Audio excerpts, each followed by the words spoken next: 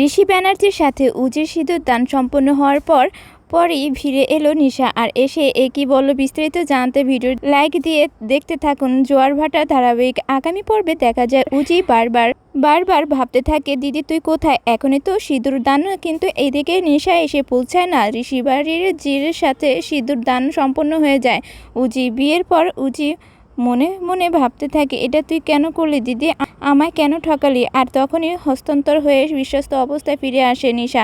ফিরে এসে উজিকে জড়িয়ে ধরে বলতে থাকে, আমি এসে গেছি, আর চিন্তা করিস না।